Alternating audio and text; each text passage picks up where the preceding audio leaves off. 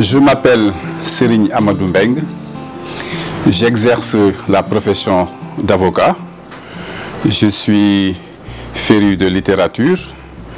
Il m'arrive très souvent d'écrire.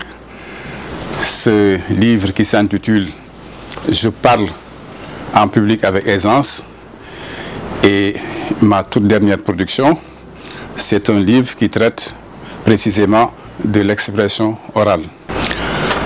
Je dois dire que l'expression orale a toujours constitué une passion pour moi.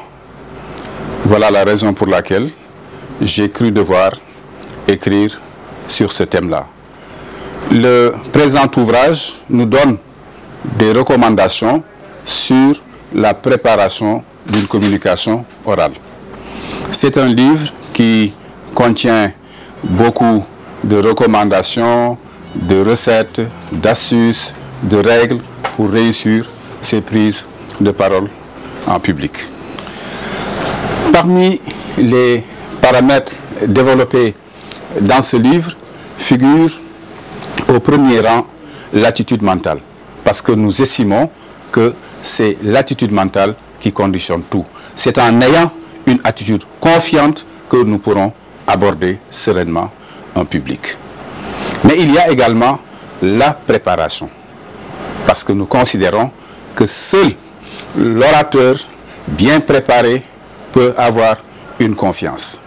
La confiance est fondamentale en matière d'expression orale, parce que c'est cette confiance qui nous donne, n'est-ce pas, qui met de l'énergie, qui met effectivement l'enthousiasme, qui met justement l'énergie dans nos prises de parole en public et qui nous mène vers cette conviction, parce qu'il n'y a pas véritablement d'éloquence sans une conviction. Il y a le regard. Le regard est extrêmement important parce que c'est le regard qui fait la connexion entre le public et l'orateur. C'est le regard qui crée le lien entre l'orateur et le public. C'est bien entendu le regard qui crée la liaison entre l'orateur et bien sûr son public. Il y a également les gestes. Les gestes constituent un complément verbal indispensable en matière de prise de parole en public. Et nous constatons souvent que, à mesure que s'installe la confiance, les gestes commencent effectivement à se manifester. Le silence est un élément indispensable, fondamental en matière de prise de parole en public. L'apprentissage de l'expression orale dépend d'ailleurs de l'apprentissage du silence. C'est dans ce sens que voilà qu'un participant à des cours d'expression orale disait: je voulais apprendre à parler en public et j'ai pu manier le silence, j'ai appris à manier le silence. Mais il faudrait retenir que tous ces aspects que nous venons de voir ne serviraient à rien sans des connaissances précises. Parce que on a beau dire, ce que veut l'auditoire, c'est d'apprendre.